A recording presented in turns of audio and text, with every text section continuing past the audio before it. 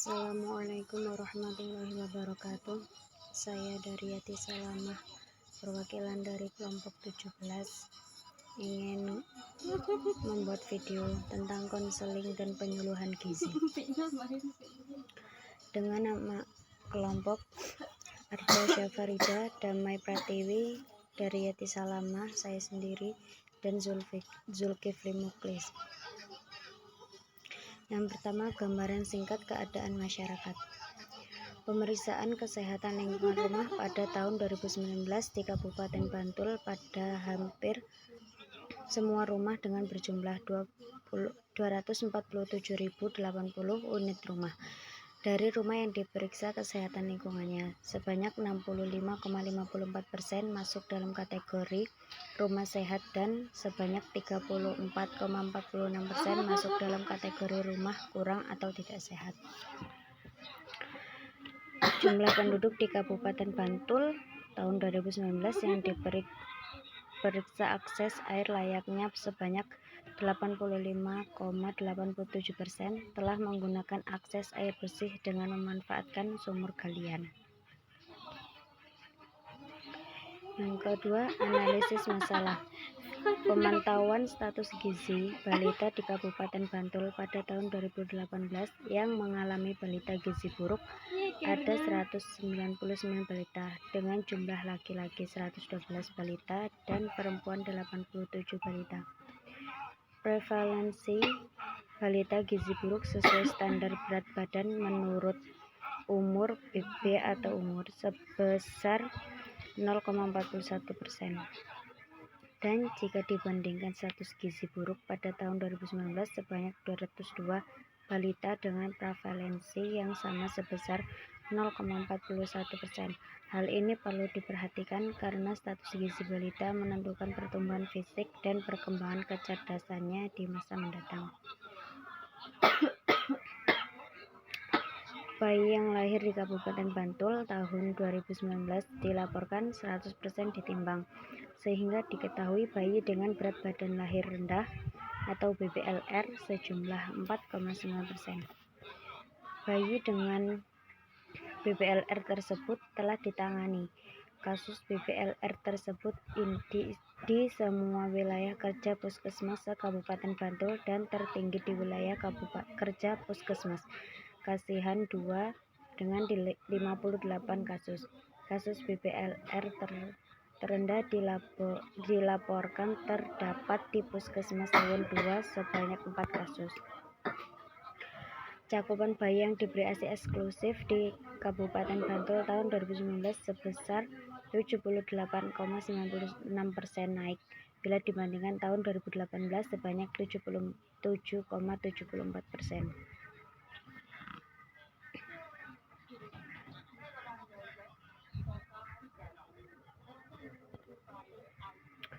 Laporan pencapaian program imunisasi lengkap di Kabupaten Bantul tahun 2019 dilaporkan mengalami penurunan pada tahun 2018 dari 98,17% menjadi 97,27%.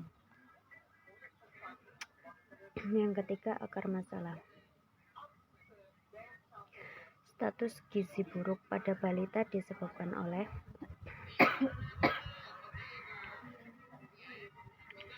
kurangnya kesadaran pada ibu untuk memperhatikan anaknya. Yang kedua, wawasan ibu dapat mempengaruhi pemberian makan balita sehingga pola makan anak balita akan bergantung pada ibu. Yang ketiga,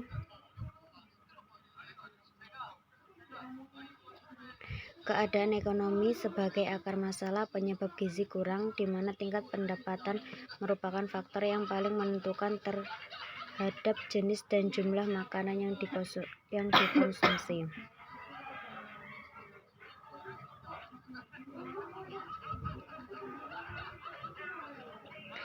Rendahnya pendapatan menyebabkan daya beli terhadap makanan menjadi rendah dan ketersediaan makanan di rumah sedikit universitas, sehingga menyebabkan konsumsi pangan keluarga akan berkurang yang akhirnya mempengaruhi berat badan anak balita dan pada akhirnya dapat mengalami gizi kurang. Yang keempat, kurangnya aktif pemberian imunisasi pada tubuh anak akan membentuk antibodi, sehingga tubuh bayi atau anak balita telah siap bila terinfeksi oleh penyakit menular tersebut.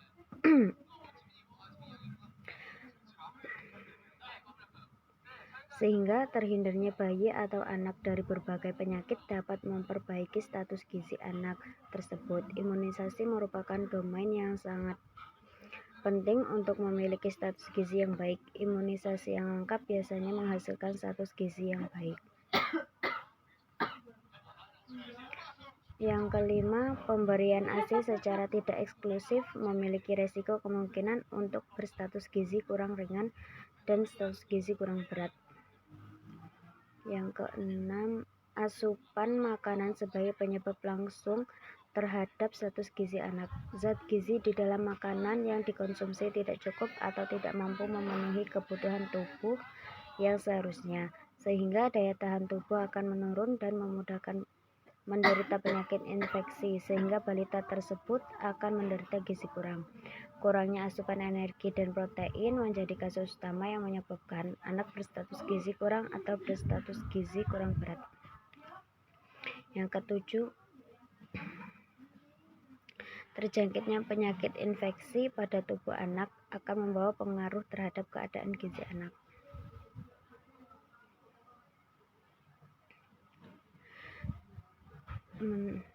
Sehingga kehilangan nafsu makan, adanya muntah, dan diare dengan sangat cepat akan mengubah tingkat gizi anak ke arah gizi buruk. BBLR disebabkan oleh kehamilan pada usia remaja dan usia kejadian berat bayi lahir rendah.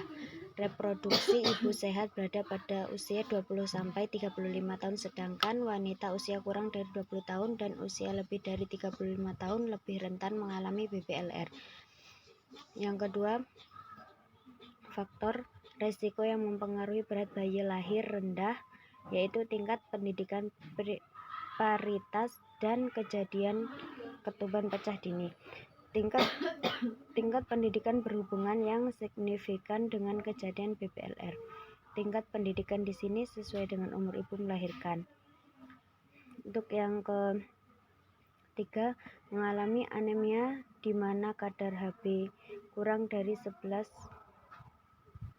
G/dl mengindikasikan ibu hamil menderita anemia. Anemia pada ibu hamil meningkatkan resiko kejadian BBLR, resiko pendarahan sebelum dan saat persalinan, bahkan dapat menyebabkan kematian ibu dan bayinya jika ibu hamil tersebut menderita anemia berat. Hal ini dapat memberikan sumbangan besar terhadap angka kematian ibu bersalin maupun angka kematian bayi. Yang keempat, terlahir dari ibu dengan berat badan kurang selama kehamilan. Wanita yang kehilangan berat badan atau mempunyai pertambahan berat badan sangat rendah selama hamil akan menggunakan protein tubuhnya untuk memenuhi kebutuhan dirinya sendiri dan janin. Pengaruh terbesar adalah ibu yang memiliki berat badan rendah sehingga cadangan nutrisi juga sedikit. Dengan demikian akan terjadi kompetisi antara ibu, janin, dan plasenta untuk mendapatkan nutrisi, dan hal ini akan berpengaruh terhadap pertumbuhan plasenta serta janin yang akan berdampak pada berat lahir bayi dan berat plasenta. ASI tidak eksklusif disebabkan oleh karena ibu merasa ASI-nya tidak cukup.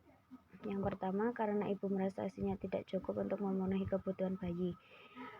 Maksudnya ibu yang memberikan makanan tambahan kepada bayi sebelum berusia 6 bulan ternyata karena mengalami persepsi ketidakcukupan ASI atau PKA. PKA adalah pendapat ibu yang meyakini bahwa produksi ASI-nya kurang atau tidak cukup untuk memenuhi kebutuhan bayinya dan selanjutnya memberikan makanan pendamping ASI dini. Beberapa penelitian mengenai PKA di Indonesia menunjukkan bahwa banyak ibu yang merasa ASI-nya tidak cukup untuk memenuhi kebutuhan bayi. Yang kedua, sementara itu bentuk informasi yang salah yang diberikan oleh petugas kesehatan antara lain Susu formula boleh diberikan bila ASI saja dirasa tidak cukup. ASI yang berwarna putih kecoklatan harus dibuang.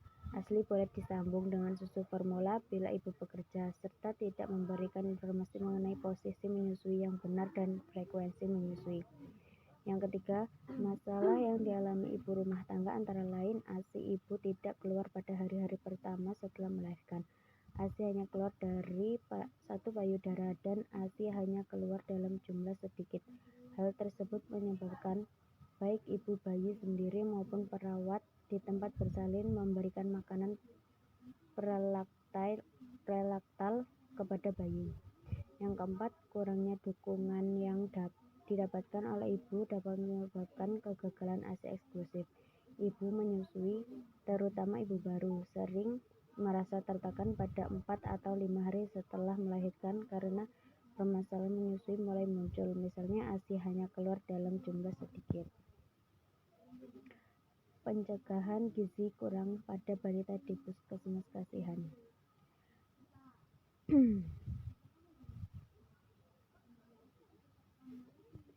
ASI eksklusif. Pengertian ASI eksklusif. ASI eksklusif atau air susu ibu adalah pemberian ASI tanpa makanan dan minuman tambahan lain bagi bayi. Yang diberikan ASI pada bayi berumur 0-6 bulan dan bahkan termasuk air putih juga tidak diberikan pada bayi. Semua zat gizi yang dibutuhkan oleh bayi 0-6 bulan hanya terpenuhi dengan ASI saja. Pemberian ASI pada bayi dapat dilakukan setelah persalinan sampai bayi berusia 6 bulan dan tidak diberikan makanan tambahan lain termasuk air putih, pemberian mineral, vitamin maupun obat. Hal ini dikarenakan usus halus pada bayi masih berbentuk seperti saringan pasir. Pori-pori pada usus halus ini memungkinkan protein atau kuman akan langsung masuk dalam sistem peredaran darah dan dapat menimbulkan alergi. Pori-pori dalam usus bayi akan menutup setelah berumur 6 bulan. Setelah usia bayi 6 bulan, maka berarti pemberian ASI dihentikan.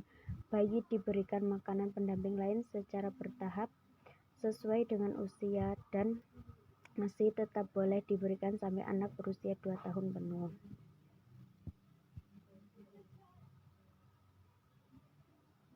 Yang kedua, jenis dan kandungan ASI eksklusif. Jenis dan kandungan ASI menurut stadium laktasi. ASI stadium 1 berupa kolostrum keluar dari hari 1 sampai ke 4. Cairan pertama yang keluar dari kelenjar payudara, cairan mempunyai warna kuning lengket. Cairan kolostrum mengandung protein, mineral, garam, vitamin A, nitrogen, dan sel darah putih dan antibodi tinggi dibandingkan ASI yang matur. Meskipun produksi kolostrum pada ibu sangat sedikit, tetapi volume tersebut sudah mendekati kapasitas lambung bayi 1-2 hari. Yang kedua, ASI stadium 2 merupakan ASI peralihan diproduksi pada hari ke-4 sampai hari ke-10. Merupakan peralihan dari kolostrum sampai menjadi ASI matur. ASI peralihan keluar sejak hari ke-4 sampai 10 pasca persalinan. Volumenya banyak dan tidak berubah warna. Yang ketiga, ASI stadium 3 yaitu merupakan ASI matur atau ASI yang disekresi dari hari ke-10 dan seterusnya. ASI matur keluar dari hari ke-10 pasca persalinan sampai seterusnya. Kandungan zat gizi pada ASI. Yang pertama ada karbohidrat. Karbohidrat pada ASI berbentuk laktosa atau gula yang sangat tinggi dibandingkan dengan susu formula. Jumlah laktosa yang lebih banyak terkandung dalam ASI membuat rasa ASI menjadi lebih manis dibandingkan dengan susu formula.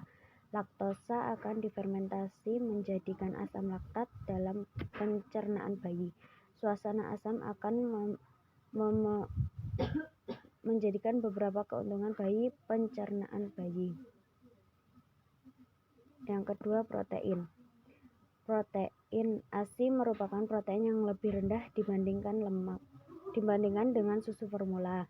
Namun, protein ASI yang disebut whey ini bersifat lebih lembut sehingga mudah dicerna oleh pencernaan bayi. Yang ketiga, lemak. Pada lemak ASI dan susu formula relatif sama. Yang keempat, mineral. ASI mengandung mineral yang lengkap dan cukup untuk memenuhi kebutuhan bayi sampai usia 6 bulan. Kandungan mineral lain adalah seperti kalium, natrium, tembaga, mangan, dan fosfor. Yang keempat, mineral. Yang kelima sekarang, 5 vitamin. Vitamin dalam ASI cukup lengkap seperti vitamin A, B, dan C, sedangkan golongan vitamin B dan asam petatonik kurang. Yang keenam, air ASI terdiri dari 88% air. Air berguna untuk melarutkan zat-zat yang terkandung dalam ASI. Kandungan air dalam ASI yang cukup besar dapat meredakan rasa haus pada bayi. Yang keempat, manfaat ASI eksklusif. Yang pertama, bagi bayi, ASI sebagai sumber nutrisi yang sangat penting bagi bayi karena mengandung makanan tunggal yang dapat memenuhi kebutuhan bayi sampai usia 6 bulan. Yang kedua, ASI dapat meningkatkan daya tahan tubuh bayi karena pada ASI banyak mengandung berbagai zat anti kekebalan bagi tubuh, sehingga bayi tidak mudah terserang berbagai penyakit. Yang ketiga, ASI dapat meningkatkan kecerdasan anak karena mengandung asam lemak yang sangat diperlukan bagi pertumbuhan otak sehingga bayi dapat berpotensial sebagai anak yang cerdas. Yang keempat, ASI juga dapat meningkatkan jalinan kasih antara ibu dan anak sehingga menunjang keberhasilan dalam mengembangkan kepribadian, kecerdasan emosional, dan hubungan sosial yang baik untuk kehidupan anak di masa yang akan mendatang. Yang kedua, bagi ibu, dapat mengurangi pendarahan setelah melahirkan. Yang kedua, dapat mengurangi risiko terjadinya anemia akibat kekurangan zat besi, karena dengan menyusui dapat mengurangi pendarahan. Yang ketiga, mengecilkan rahim dikarenakan kadar oksitosin pada ibu menyusui sangat meningkat, membantu rahim kembali pada ukuran rahim sebelum masa kehamilan. Yang keempat, menjadikan ibu lebih cepat langsing.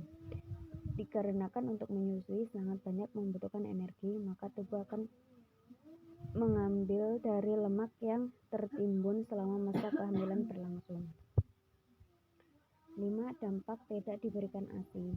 Dampak bagi bayi yang tidak diberikan ASI eksklusif akan lebih rentan terkena penyakit kronis seperti jantung, hipertensi, dan diabetes, dan setelah ia dewasa akan mengalami kekurangan gizi, sementara untuk ibu akan berisiko mengalami kanker payudara. Sekarang BBLR. Pengertian BBLR, bayi dengan berat lahir rendah adalah bayi dengan berat lahir kurang dari 2.500 gram tanpa memandang masa gestasi. Bayi berat lahir rendah berdasarkan batasan berat badan terbagi menjadi 3, yaitu bayi berat lahir rendah adalah bayi dengan berat antara 1.500 gram sampai dengan 2.500 gram. Bayi berat lahir sangat rendah adalah bayi lahir antara 1.000 gram sampai 1.500 gram. Bayi berat lahir amat sangat rendah adalah bayi dengan berat lahir kurang dari 1.000 gram. Dampak dari BBLR itu peningkatan angka disabilitas, morbilitas, dan moralitas neonatus bayi dan anak, salah satunya karena BBLR. Kejadian BBLR dapat berpengaruh terhadap kehidupan anak di masa depan seperti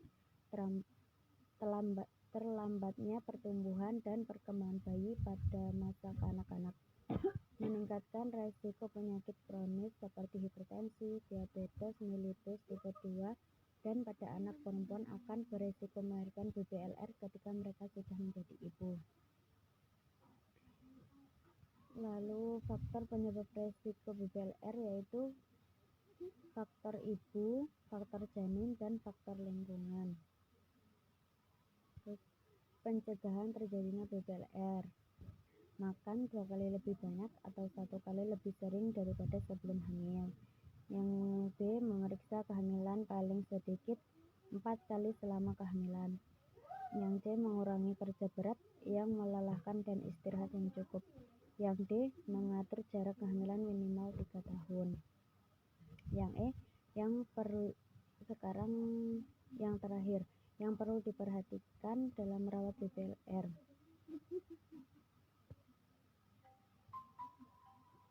Yang pertama, jagalah bayi agar tubuh tetap hangat sampai bayi menjadi lebih kuat dan berat badan normal. Yang kedua, rawat tali pusat dengan bersih dan teratur. Pakaikan kasa yang dibubuhi alkohol 70% setiap hari.